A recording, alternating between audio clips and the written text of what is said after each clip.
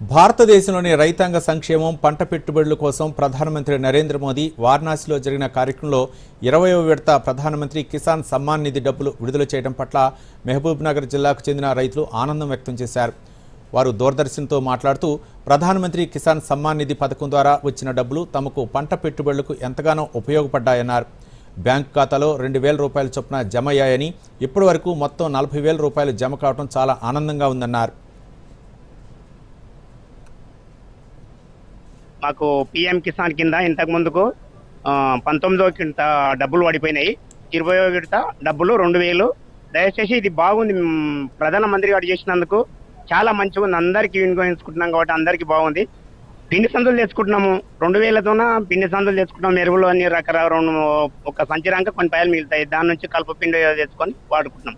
అందరూ ఎవరైనా కానీ చాలా లాభం. ఉపయోగం ఎందుకు లేకుండా సార్, 2,000 రావడం అంటే పెద్ద ఎంత కష్టపడుతూ వస్తాయి. 2,000 రావడం చాలా మంచిది.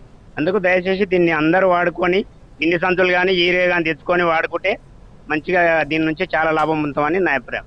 వ్యవసాయం చేసినా గిట్టుబాటు కావడం లేదు కాబట్టి ప్రభుత్వము వారికి సాయం చేయాలనే పెద్ద దృక్పథంతోన ఈ కార్యక్రమాన్ని సాధ చేసింది.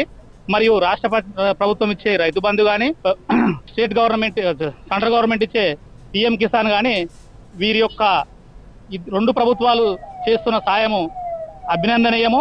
మా యొక్క రైతులకు ఇది ఎంతగానో ఉపయోగపడుతుందని మేము ఆశిస్తున్నాము. పిఎం కిసాన్ అమౌంట్ ఇంతవరకు ఒక 19 విడతలుగా మాకు అకౌంట్లో జమ అయింది. ఇప్పుడు 20వ విడత కూడా జమ అయింది. దీనికి మేము సంతోషాన్ని